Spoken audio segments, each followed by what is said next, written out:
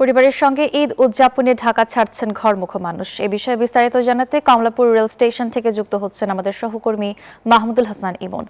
ইমন, ঘরমুখো মানুষের ভিড় কেমন দেখতে পাচ্ছেন, বিস্তারিত জানান। আমি বর্তমানে কমলাপুর রেলওয়ে স্টেশনে আছি। এখানে আসলে ঘরমুখো মানুষের প্রচুর সমাগম আমি দেখতে পাচ্ছি। যদি আমি একটু আপনাদেরকে এই পাশটাতে দেখাতে চাই, আসলে প্রচুর পরিমাণ মানুষ অপেক্ষা করছেন রেলে যাতায়াত করার জন্য, এবং তারা আসলে এখানে যে বোর্ডটি আছে, যে বোর্ডের মাধ্যমে তারা আসলে দেখছেন তাদের ট্রেনের কোনো শিডিউল বিপর্যয় আছে কিনা। আমি আপনাদেরকে এখন একটু দেখানোর চেষ্টা করছি যে বাহিনী আসলে বিভিন্ন ধরনের চেক আপ এবং পরিদর্শন করছেন। আমরা আরেকটি তথ্য আপনাদেরকে জানিয়ে রাখতে চাই যে খুব শীঘ্রই এখানে রেলমন্ত্রী আসার সম্ভাবনা রয়েছে, যে কারণে আসলে আইন শৃঙ্খলা বাহিনীর তৎপরতা তুলনামূলক বেশি আমরা দেখতে পাচ্ছি।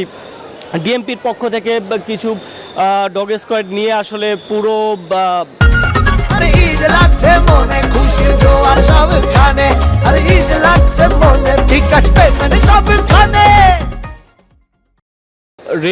রেলওয়ে স্টেশন নিরাপত্তার চাদরে বা বেষ্টনীতে ছেয়ে ফেলা হয়েছে। আমি যদি আরও একটি তথ্য জানাতে চাই যে আজকে সারাদিনে 53টি মোট ট্রেন ছেড়ে যাওয়ার কথা রয়েছে কমলাপুর রেলওয়ে স্টেশন থেকে, এবং 53টির মধ্যে কোনো বিশেষ ট্রেন নেই বলে আমরা জানতে পেরেছি। যদিও গতকাল আমাদেরকে জানানো হয়েছিল যে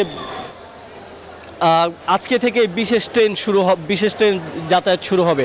আমরা এখানে আরেকটি বিষয় দেখতে পাচ্ছি যে এখানে মানুষের যাতায়াতের পাশাপাশি প্রাণীও আসলে একজনের কোলে আমরা দেখতে পাচ্ছি। আমরা একটু তার সাথে কথা বলবো। যে আমি দেখতে পাচ্ছি যে আপনার কোলে একটি বিড়াল রয়েছে, ওকে কোথায় নিয়ে যাচ্ছেন আর ওর নামটা কি একটু জানতে চাচ্ছি।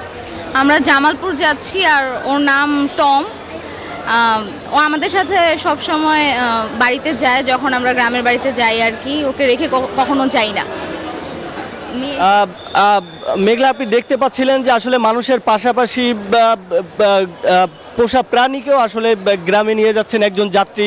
কারণ হিসাবে বলছেন আসলে বাসায় রাখলে সে খাবার দাবার পাবে না, বা বাসায় রাখার মতো লোকবল তাদের কাছে নেই। আরও কয়েকটি বিষয় আমরা জানাতে চাই যে সকাল থেকে আমরা বাস স্ট্যান্ডেও গিয়েছিলাম। বাস স্ট্যান্ডে সেরকম ভিড় আমরা দেখতে পাইনি যতটা ভিড় আমরা রেলওয়ে স্টেশনে দেখতে পেয়েছি।